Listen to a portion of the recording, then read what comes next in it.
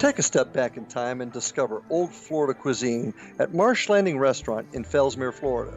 Enjoy delicacies such as frog legs, gator tail, catfish, and swamp cabbage, or enjoy the more traditional cuisine such as hand-cut Angus steaks, ribs, and seafood. Join us for breakfast with a southern flair featuring sweet potato pancakes, biscuits and gravy, and much more. Planning a party? Marsh Landing's private dining rooms can accommodate groups from 8 to 80 people. While you visit, enjoy the historic pictures, artifacts, and stories that line the walls. Marsh Landing is truly a unique experience. Marsh Landing Restaurant, 44 North Broadway in historic downtown Fellsmere, or visit marshlandingrestaurant.com. Marsh Landing, Old Florida cuisine at its best.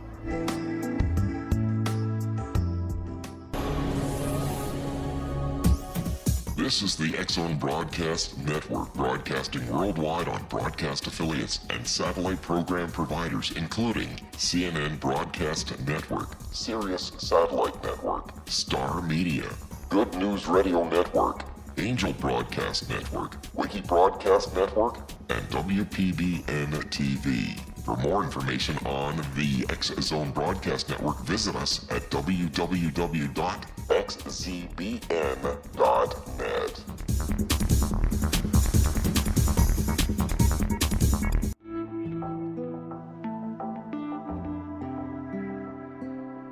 Take a step back in time and discover old Florida cuisine at Marsh Landing Restaurant in Fellsmere.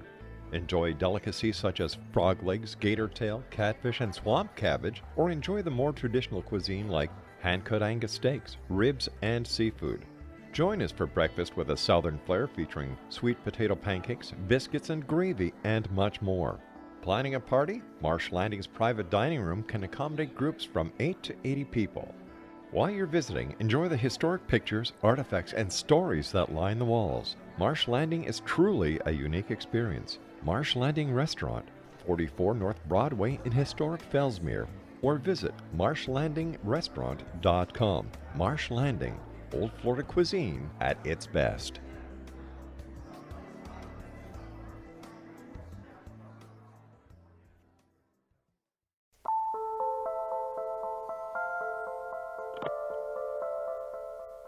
Good evening and welcome to Paranormal Stakeout.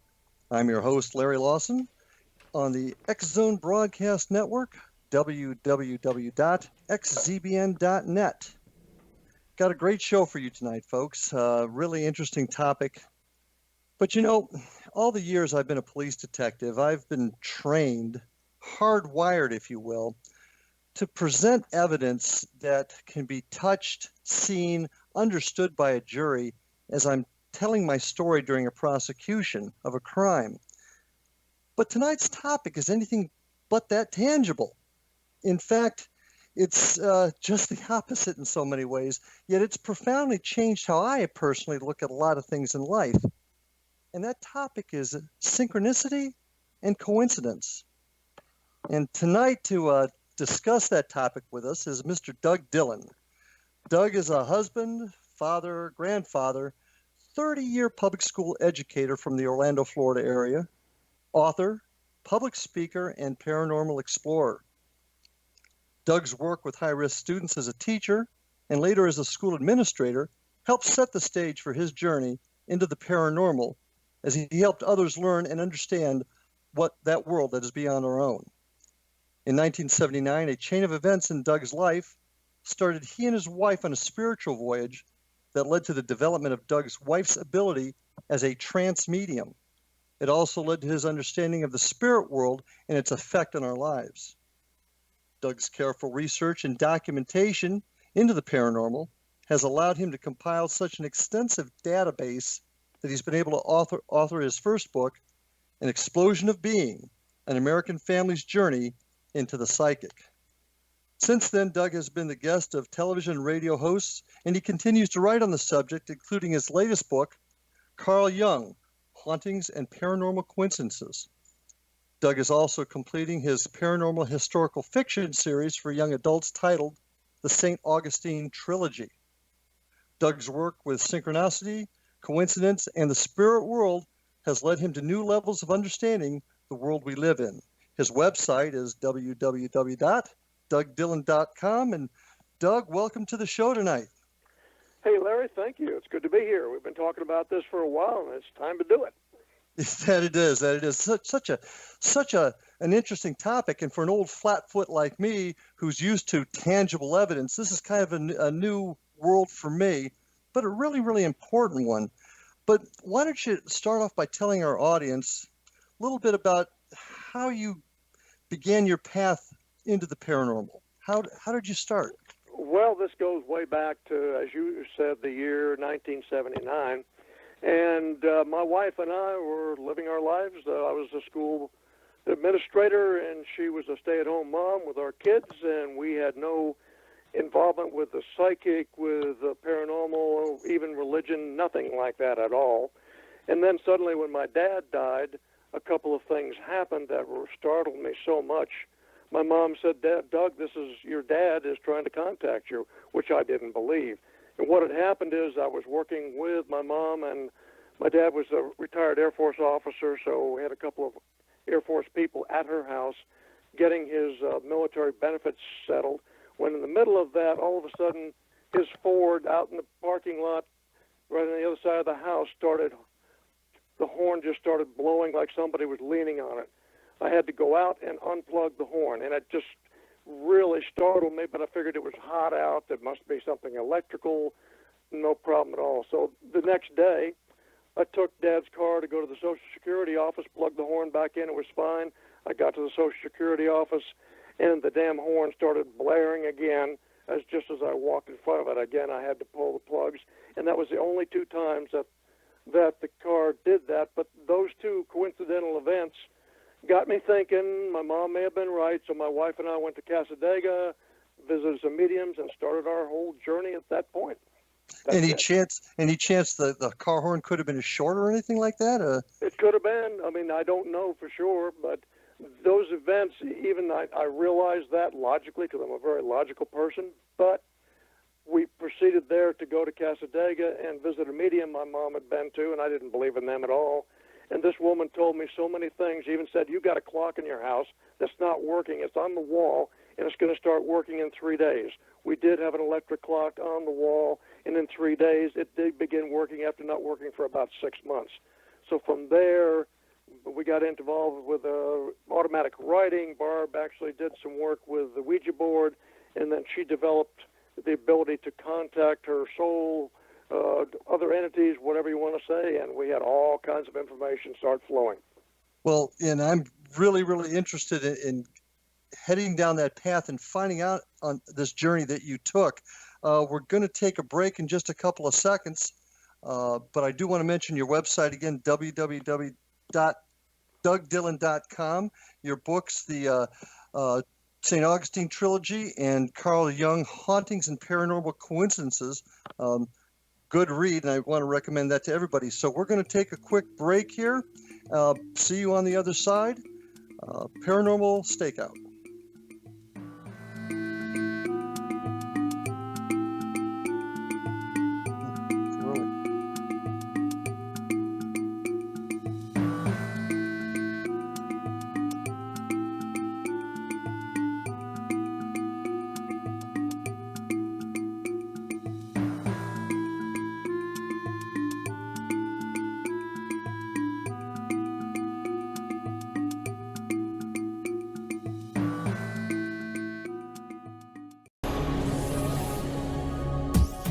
This is the X-Zone Broadcast Network, broadcasting worldwide on broadcast affiliates and satellite program providers, including CNN Broadcast Network, Sirius Satellite Network, Star Media, Good News Radio Network, Angel Broadcast Network, Wiki Broadcast Network, and WPBN TV. For more information on the X-Zone Broadcast Network, visit us at www.xzbn.net.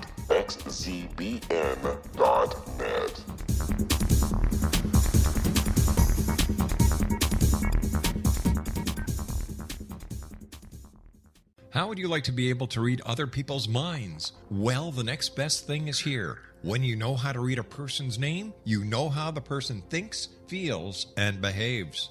Each letter in our name holds a key to unlock our true essence. Our name contains both our gifts and challenges in this lifetime. Nemology science discovers personality secrets hidden in the placement of the letters of our names, including the first and last impression people remember about us.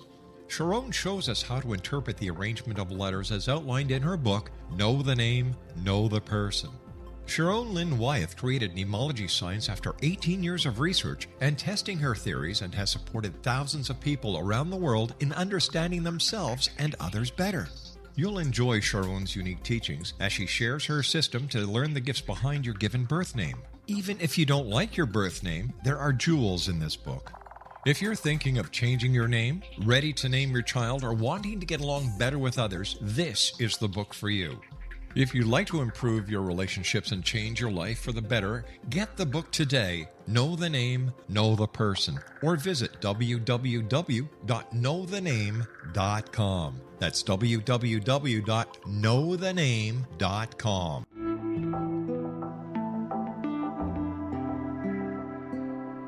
Take a step back in time and discover old Florida cuisine at Marsh Landing Restaurant in Fellsmere, Florida. Enjoy delicacies such as frog legs, gator tail, catfish, and swamp cabbage, or enjoy the more traditional cuisine such as hand-cut Angus steaks, ribs, and seafood. Join us for breakfast with a southern flair featuring sweet potato pancakes, biscuits and gravy, and much more. Planning a party? Marsh Landing's private dining rooms can accommodate groups from 8 to 80 people. While you visit, enjoy the historic pictures, artifacts, and stories that line the walls. Marsh Landing is truly a unique experience. Marsh Landing Restaurant, 44 North Broadway in historic downtown Fellsmere, or visit marshlandingrestaurant.com. Marsh Landing, old Florida cuisine at its best.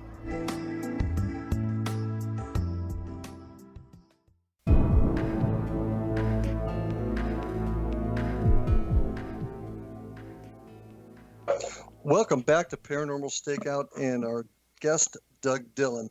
Doug, we got off to a really good start there, hearing a lot about how you ended up heading down the path of paranormal study and research.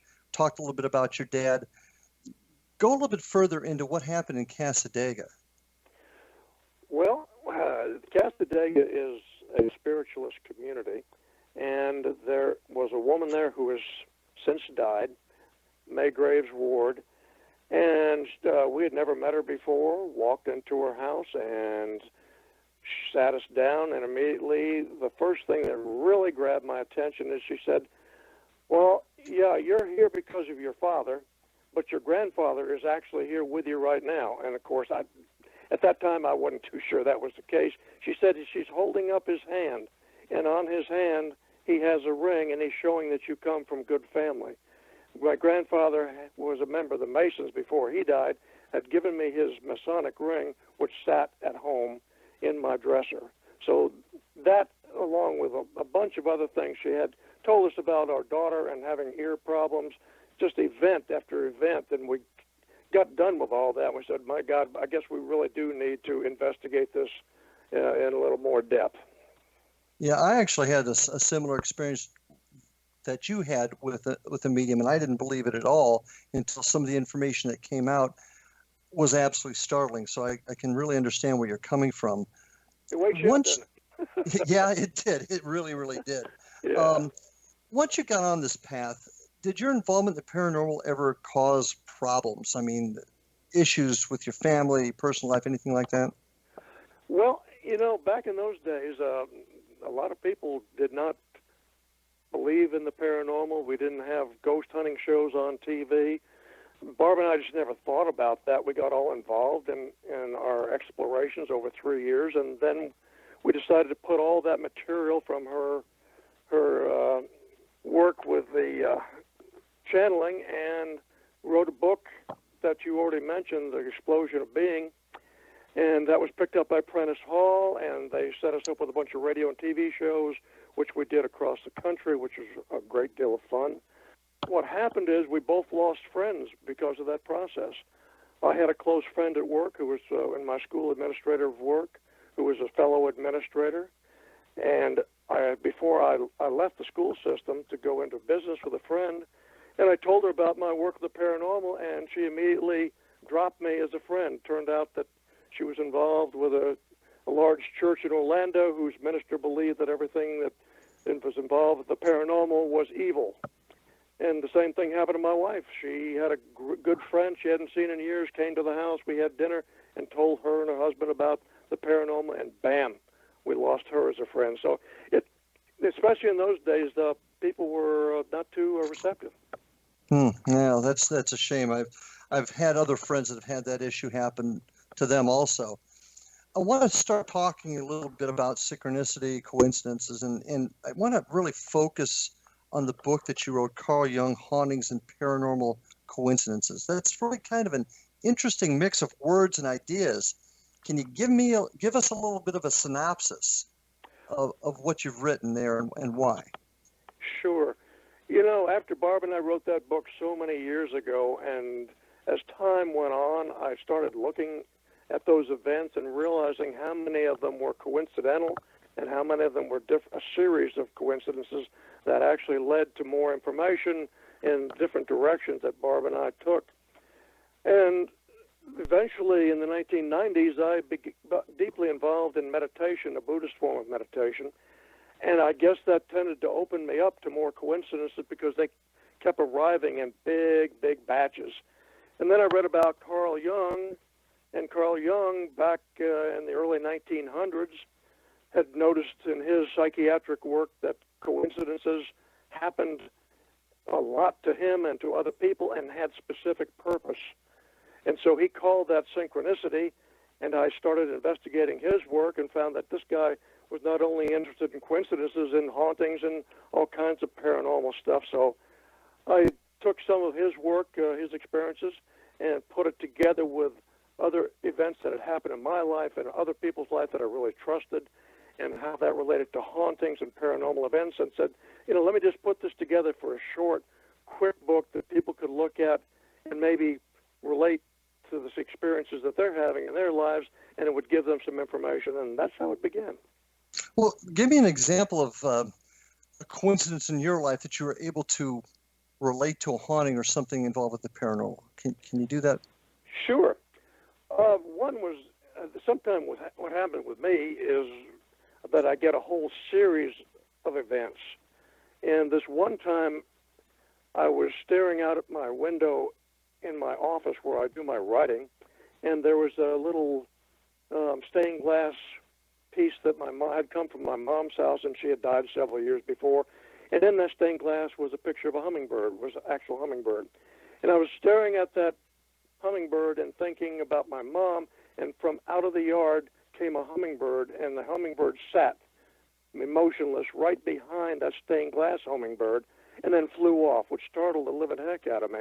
And I thought, yeah, maybe that's a sign, maybe not, maybe my mom's thinking about me. And I kind of let that go because it could or couldn't be. I didn't know. But I decided to put that in a blog post on my website and called it Infinite Hummingbirds, something like that, and posted it, put it on Facebook, put it on Twitter, and just threw it out there to tell people what had happened. And then the next day I went on the internet, and somehow I was checking on my name. Sometimes you check your name and you see what's going on with your books, and I put Doug Dillon in the search and came up with a Facebook page which said Doug Dillon, and it had this beautiful hummingbird on it. And I thought, wait a minute, that's not what I posted. And then I realized it was the actual homepage of the Facebook of another Doug Dillon. And so the relationship to a Doug Dillon with my name and then with the hummingbird was startling. So I looked this guy up in his Facebook page and got information, and I got in touch with him. And it turns out that I live in Central Florida. He lives in North Florida. I was a school administrator. He was a school administrator. And we started comparing notes, and the number of things that were comparable to both of us was astounding. And the thing that, to wrap this up quickly, he had told me that, you know what, now I remember you. I said, what do you mean you remember me? He said, well, I live in North Florida, but I had some business with a school board in Orange County where you work. And I was in your school board office one day several years ago, and I walked by an office, and there was your name, which was my name. I walked in there. You were not there. and I asked people, how can I get in touch with this Doug Dillon? Somehow that never happened. But the event of him actually going to my office just capped it off beautifully. So those are the kind of things that happen and just startle me. What is the most significant coincidence that you've had? I mean, things happen. We all experience that in life, deja vu, things happening that seem to be a coincidence. But what is the most significant coincidence that you've had? Oh, boy, there's so many, Larry. One, I guess, was relating to my meditation practice, because periodically I go on retreat, and meditation retreats where we go off for a week or so. And there's a spot that we go to in Brooksville. It's called Chinsacat Hill. It's the second highest hill in the state of Florida. It's a beautiful place, and the first time I went there, I saw that it had an old plantation mansion from 1842, 1843, and I had been starting my novels for young adults called the St. Augustine Trilogy, which involves the Second Seminole War, which occurred the 7 years just before this mansion was built. So I thought, wow, that's kind of an interesting coincidence. And the first day of the retreat, I walked out of the meditation hall and looked up. There were a lot of trees all around. And I looked up at those trees, and I thought, boy, there's a bunch of branches up in the tops of the trees that had not been trimmed. It looked like they could fall any minute. So I don't know, I thought it worried me a little bit, but I said, I'm sure there's no problem. So I decided to take a walk, and down the main road, this dirt road that you can walk on and do some walking meditation. And I decided to use my imagination and talk mentally to the person who created that plantation. And as I was doing this mental image of a man in period dress came up, and I knew, of course, it was my imagination. But at the end, he said something to the effect of, "Suffer the little children to come unto me." And I thought, what? That's straight from Jesus. I'm not a Christian. I gave up Christianity a long time ago, and it made no sense. So I came back toward the meditation hall and found, to my amazement, there was a little cemetery there for the people who had died at that time. And sure enough, here was a little grave, and that gravestone had a little lamb on it. It was a child's grave, and on that it had the words, "Suffer the little children to come unto me." And, of course, that startled the heck out of me. And so I decided to just go ahead and have dinner with a group. At that night, I wasn't that hungry, but had dinner. I'm still looking at those crazy branches up in the trees, but I said, after dinner, I'm just going to sit on this bench out in the middle of where all the houses are that we stayed at. And sitting there meditating, and all of a sudden, this tremendous crash behind me, and a huge tree branch had broken off the tree right above me, had missed me by about 10 feet. If I'd been underneath that branch, it would have either badly damaged my head or killed me, one or the other. In fact, another meditator across the way about 100 feet yelled out to me, "Are you okay?" And I was, but I was sure startled that the whole idea of these coincidences fitting together, whether that really saved my life or was just precognitive, I don't know. But those series were fascinating, and I just love that story. I tell it everywhere I go. Okay. Well, we've got the term synchronicity and we've got coincidences. Explain the differences and similarities between the two, if you could. Yeah, coincidences, things that just happen and don't link up in any way. Really, Carl Jung put synchronicity as this new word because it really says that there are two things that happen at the same time that seem, kind of related, but actually have no apparent connections. And so you can have one event, and one event is one thing, and statistically you can dismiss that. But when you have multiplicities of these things, like the story I just told, about the tree branch, then those things together indicate that there's something else going on, that subconsciously or through our soul or spirit, whatever, we are connected to the totality of the universe, and that we do gather information, and that can give you information about what you're doing and where you might want to be going. Okay. All right. What I really would like to get into more with you is how this topic and the spirit world connect with each other. Can you kind of give me a brief explanation on that connection? Well, for the last 20 years, I've been deeply involved in physics and trying to understand subatomic physics. And when I read that stuff, it says the same thing that Buddhist teachers do, that everything is connected. And if everything is connected, then the spirit world, if you believe in that, is connected as well. And the coincidences are just indicators of that spirit world. And if we open ourselves up to that, which I finally ended up doing, I finally said, all right, let it happen, then there is a blending, from my observation and my experiences, of having events happen that are coincidental and precognitive and hauntings, and they all fit together. Well, when we come back after the next break, I'm going to talk to you a little bit more about that. I want to hear a little bit more about your wife's automatic writing and how that fits into this big scheme. So Okay. when we come back from the break, we're going to talk about it. I'm with Doug Dillon.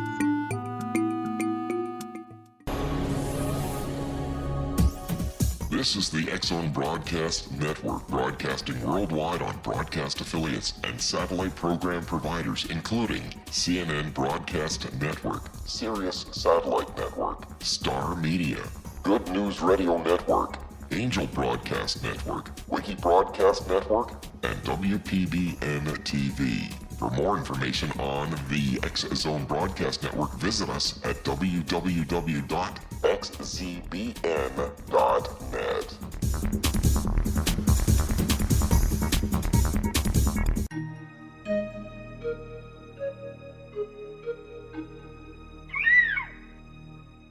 While science pursues fact, magic accesses the quantum level, bridging random facts to form truth. As long as science and magic remain separate and polarized, the truth cannot be known. I'm Gwilda Wiyaka. Join me on the Science of Magic radio program, dedicated to unification and evolution of consciousness. During each episode, I'll be speaking with experienced and respected scientists and mystics. From astrologers to astronomers, from medical doctors to shaman, the scientific method to dowsing and intuition, we'll weave together information from seemingly divergent practices to promote unity and enlightenment. Join me, Gwilda Wiyaka, and the Science of Magic right here on the Mutual Broadcast Network. For more information, visit www.thescienceofmagic.net. Gibbs A. Williams, Ph.D., is a practicing psychoanalyst, supervisor, researcher, and author in New York City. Much of his life has been dedicated to understanding nature and the uses of meaningful coincidences or synchronicities. His radical and original non-Jungian, non-mystical, non-magical theory of synchronicities illuminates much of the fog surrounding this challenging and perplexing topic. His ideas and manners are fresh, presented in a style that is both entertaining and highly informative.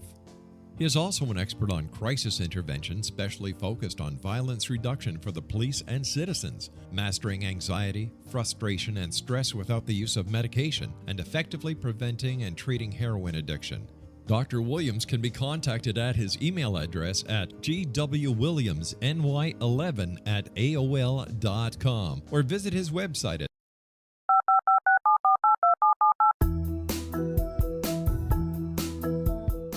Did you know that when you're on the road with limited data or Wi-Fi, you can still listen to the X-Zone Radio Show with Rob McConnell, The Science of Magic with Gwilda Wiyaka, X-1, Dimension X, Space Patrol, and every minute of the X-Zone Broadcast Network by calling 213-401-0080, courtesy of Audio Now.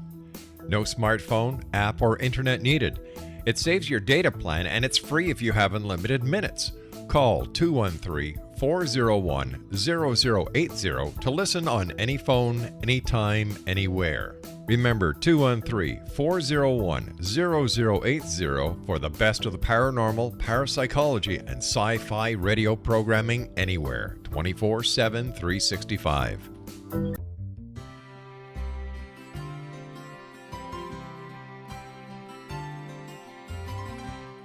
True healing must address 4 levels: physical, emotional, mental, and spiritual, for us to live joyful and productive lives. We tend to treat 3 of the 4, leaving the spiritual languishing. If you're tired of the same dysfunctional patterns cropping up in your life, soul balancing is for you.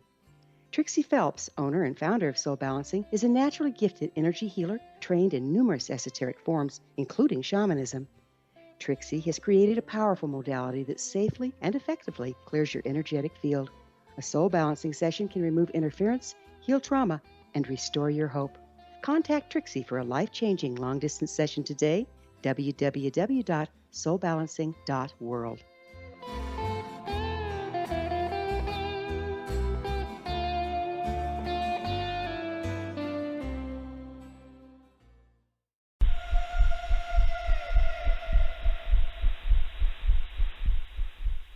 Welcome back to Paranormal Stakeout. This is your host, Larry Lawson, and we're with Doug Dillon tonight talking about synchronicity and coincidence. Doug, just before we went to the break, started to talk to you a little bit about your wife, her involvement with automatic writing, synchronicity, coincidence, and hauntings. Right. I'd like to hear a little bit more about that and your wife's journey down this road and how this automatic writing came into play. Well, this goes way back into, as I say, the late 70s, the early 80s. My wife's involvement was from the point that we got involved with a medium. We did a lot of reading about connecting with the spirit world to see how valid this was, and then if we could actually do it.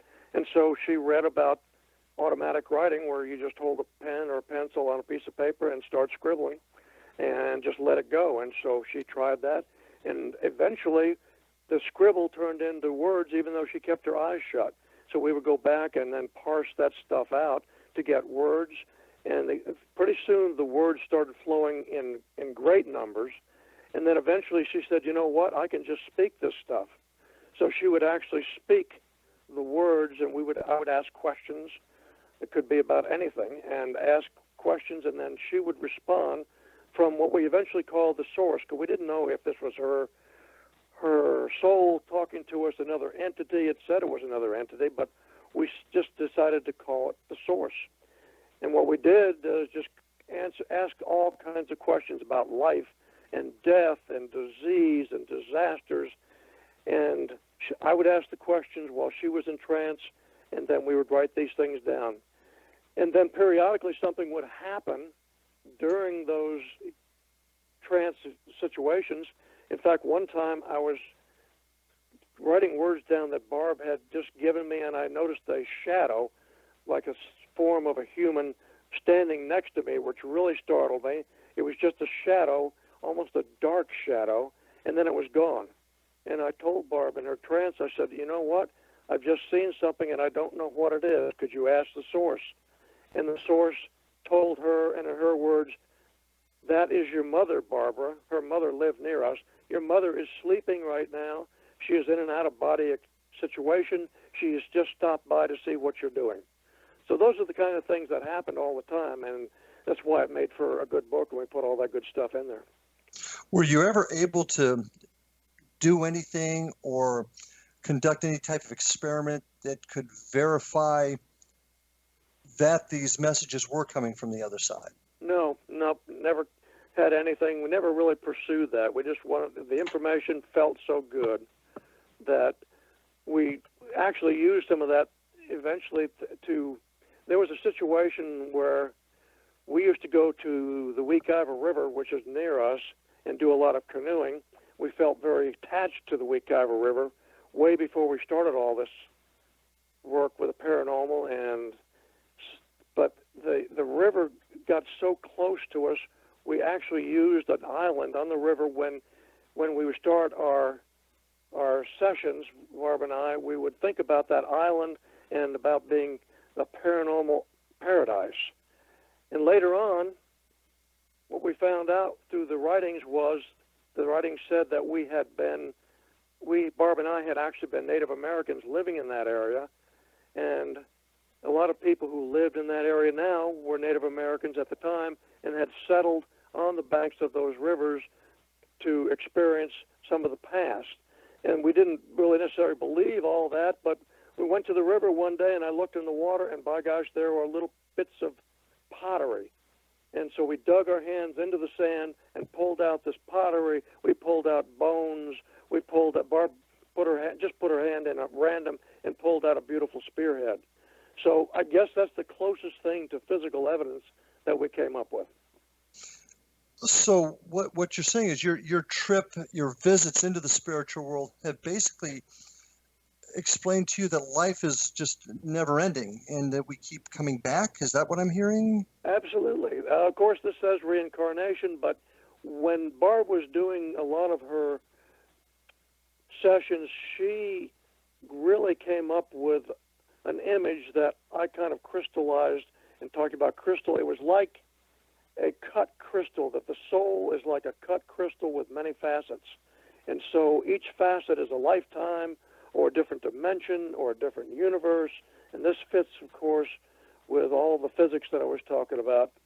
And so the whole idea is that we have multiple things that are maybe even going on right now.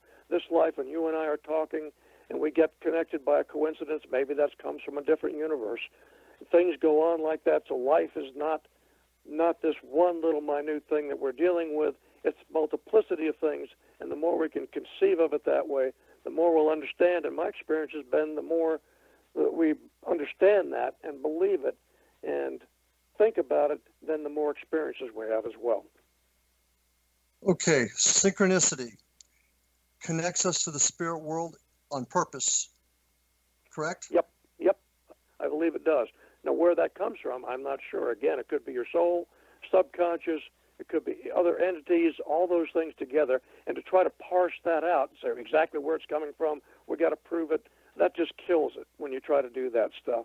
So we've been basically accepting that, and it helps me keep going. Barb went away from the work that we did back when she went to work. She was a stay-at-home mom when she began all this, but then she went to work, and that from that point on, she really went away from all this. I have kept it up, but periodically she did a few of these readings, like the one with a spearhead, and that just kind of brought us right back to the reality that we know.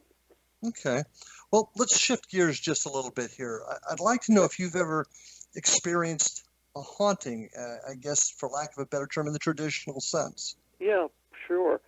Actually, I hadn't gotten very much of that in the work that we did until a few years ago, and I call it the bathroom ghost. And the reason is that a friend of mine had some events going on in his house, and he wanted to bring in some ghost hunters. And the ghost hunters, you know, Larry, that we've talked to, Mary Jo and Greg, and said, could you come over to my house because you're interested in this stuff? And I said, sure. He wanted me to be there kind of as a buffer because he wasn't sure he believed all this stuff. And so I wanted to take my camera with me. And I'd never really taken pictures much in the dark, so this was at the end of the day. It was still a little bit light out. I shut the light off in my bathroom. It was pretty dark. I stuck my hand in the bathroom and just clicked a couple of pictures. When I took them out, my digital camera, there was this hazy shape as if someone was standing there. And it was very startling because all the other pictures didn't have that, but this one picture did. And I showed that picture to the ghost hunters, and they said, wow, they'd never seen anything like that. My son's a professional photographer, and he could not find a physical reason for that to happen. And so a few years later, my son, my wife, and I were sitting in our family room, and we heard something drop in the foyer near us and bounce, and it turned out there was an owl that was set into our fake tree. It was a fake owl that somehow had popped off that tree and hit the floor and bounced.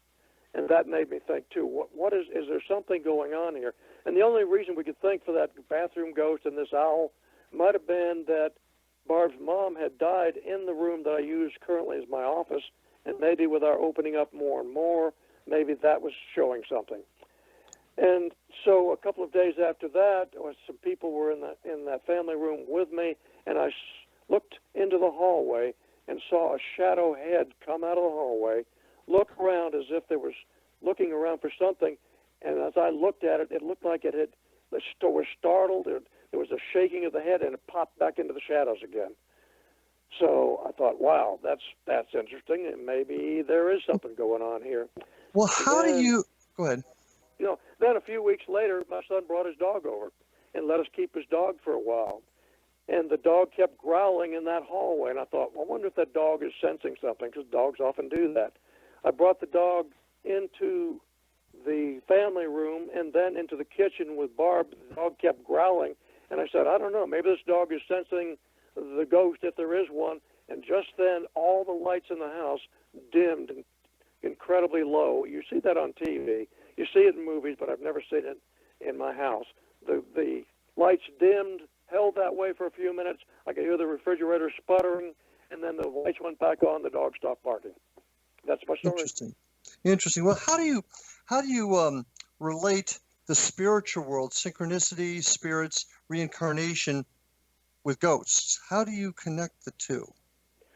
Well, a lot of times we have these events that really are the hauntings, the visions that you see really are coincidences when you look at them.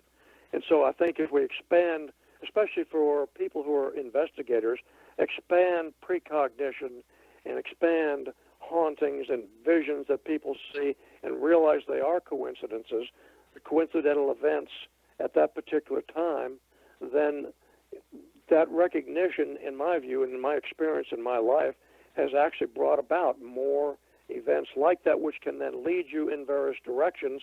You got to be careful, though, because you don't want to say, oh, it's leading in me directions, and then this is for sure, and I'm invested with this, and I'm going to spend money on it, and I'm going to go for that, change my life. And you got to be careful, because you might find yourself going in a wrong direction, because sometimes what happens with these events is that the more we think about them, the more we help to create them, because everything I know says that we help to create the reality around us, that we help to bring about coincidences, that we help to bring about hauntings. And so that's the connectivity, as long as you don't take it too far and look for a lot of guidance in your life, because then you can go off in the deep end. Interesting. So what's a ghost then? A ghost is a discarnate entity, in my view, most of the time someone who has lived at some point. But just like the event I told you when Barb and I were doing the channeling, and I was taking notes, and I saw something that I would have called a ghost, but the source told us, no, that's not a ghost. That is somebody, an out-of-body situation. So you can have a ghost, somebody, an individual that has lived at some point. In fact, I've had some people who are more attuned than I am say you can even have future entities talking to you, or they can be out-of-body experiences as well. Okay. Well, we're about ready to hit our last break, and when we get back, I want to explore this a little bit more, the connection between ghosts that perhaps paranormal investigators seek and the spiritual world.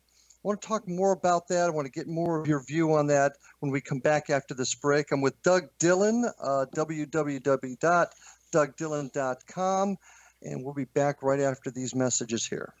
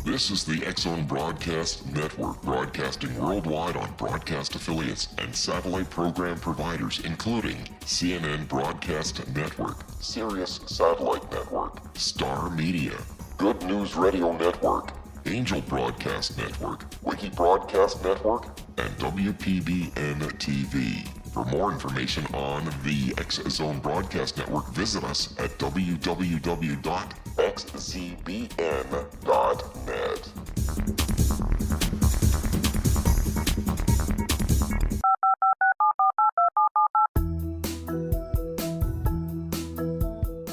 Did you know that when you're on the road with limited data or Wi-Fi, you can still listen to the X-Zone Radio Show with Rob McConnell, The Science of Magic with Gwilda Wiyaka, X-1, Dimension X, Space Patrol, and every minute of the X-Zone Broadcast Network by calling 213-401-0080, courtesy of Audio Now. No smartphone, app, or internet needed. It saves your data plan and it's free if you have unlimited minutes. Call 213-401-0080 to listen on any phone, anytime, anywhere. Remember 213-401-0080 for the best of the paranormal, parapsychology, and sci-fi radio programming anywhere, 24/7, 365.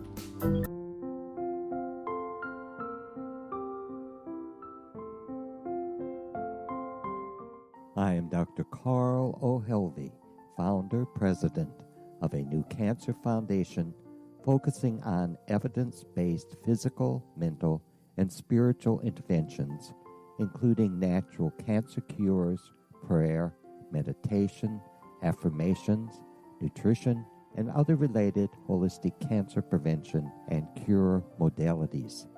These are used in cancer education, research, and financing care. I ask for your help to continue this important work by donating at www.holisticcancerfoundation.com.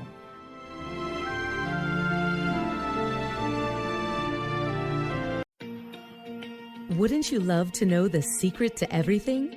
Well then, meet Dr. Kimberly McGeorge and her cutting-edge breakthrough knowledge that combines science with possibility. Dr. Kimberly brings real-life answers and healing to those open to alternative solutions. She teaches solution-based programs and classes that will change all areas of your life forever. Specializing in conscious creation, intuitive readings, and energy medicine, you can rapidly shift health, relationships, business, and money and abundance challenges quickly. Receive her best-selling book, Secret to Everything, at no cost by going to secrettoeverything.com/X-Zone. That's right, transformation can start now. Just go to secrettoeverything.com/X-Zone and receive Dr. Kimberly's book for free. Little children aren't the only ones afraid of the dark. Millions of soldiers return from war zones with PTSD, anger, frustration, fear, and loneliness, much of which surfaces during the darkness of the night. You have the chance to change the lives of these American heroes. Songs and Stories for Soldiers.us provides free MP3 players for these men and women. With a list of 3 million songs in 16 different styles, 100,000 audiobooks, and 30,000 old-time radio programs, every veteran can find something to soothe and comfort them at no cost.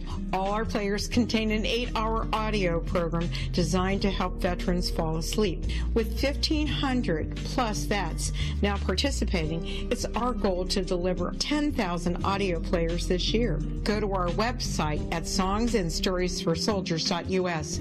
Help us help a veteran make it through the night. You're listening to the X-Zone Broadcast Network, www.xzbn.net.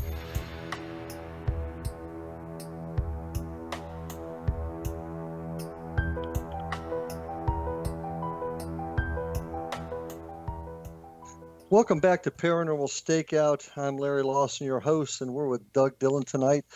And we're on the X-Zone Broadcasting Network, www.xzbn.net. And we're with Doug, and his website is www.dougdillon.com. Doug, we're having a great conversation tonight, and I'm really interested in some of your points of view because there are many different ones out there. Tell me again how you reconcile the ghosts that the investigators look for, as compared to the spirit world? Again, help me with that and reconcile the similarities and differences there, if you can. As far, I don't see any difference. I mean, what investigators are doing is going to a specific location to uncover things that are unusual that people have experienced, but it could be the same type of thing in their own lives. It's the same type of things that you and I have been talking about, hauntings, precognitions, and then all kinds of events. And so one thing, though, I would suggest, and that is sometimes investigators see the paranormal and even the coincidences as way over there. I see a paranormal investigator sitting on the edge of the Grand Canyon looking to the other side saying, oh yeah, those are the things way over there. But based on physics and based on Buddhism and everything that I have learned, the connectivity, there is no gap between the observer and that's what's being observed. I think that if paranormal investigators were to understand that more and forget that realize there is no gulf, then I think they would have a richer experience and be able to have a better experience for their clients. Because a lot of times what paranormal investigators do is rely on their equipment. Now, equipment is beautiful. I wish we'd had equipment when I first got into this stuff, and I could use that, but I'd never had it. But if you over-rely on that, it separates you from the phenomena that you're investigating. So I think that if paranormal investigators were to be more open for these things and to realize they're part of it, that as they observe, they're connected to it, I think that they'll have a richer experience. I think that they'll have more events happen. I think that they will understand better to be able to give a client a better understanding of what's happened. So that's the kind of thing that I think that connectivity will be very beneficial to people, whether they use paranormal investigation equipment or not. So it's the openness. Now, you take a guy like me. I don't consider myself sensitive in the sense of being able to feel things. So therefore, I rely on equipment. I rely on hard evidence. That's just, how I am, how I'm trained. Sure. So how do I then, how to say this? How do I get that opportunity or that ability to feel things beyond the equipment? Because normally I don't. It doesn't mean necessarily that you're going to feel anything. I'm not a sensitive either, but what my life experience says that I have events happen to me. There are those people who are psychics and mediums who are sensitive and can tell you things, but I'm not that either. But I want to experience more so that I understand more. And I guess, and I've seen people do this, go to Casadega and study with the mediums and become more sensitive, but that's not what I'm about. I'm about using the mind that I have now, and I'm a very hard-ass person as well, thinking about just the logic of the situation, whether things make sense or not. And so I just do the same thing, Larry. Say, well, let me get the evidence, but then let's put this together and see if it makes sense, if it is of benefit. And really, as I said before, is the openness. If you believe that the openness that you can conjure up will allow you to experience more, and that you say to the universe, your higher power, God, whatever, I'm ready to receive what you got. And the more that happens, and if you're a religious person, praying, meditating like I do, those type of things are what can open you up if you think that is logical from what you've experienced, what you've heard me say, what you've read, and go on from there. Well, can we go back to Jung for just a second? How does Jung's theory fit into that?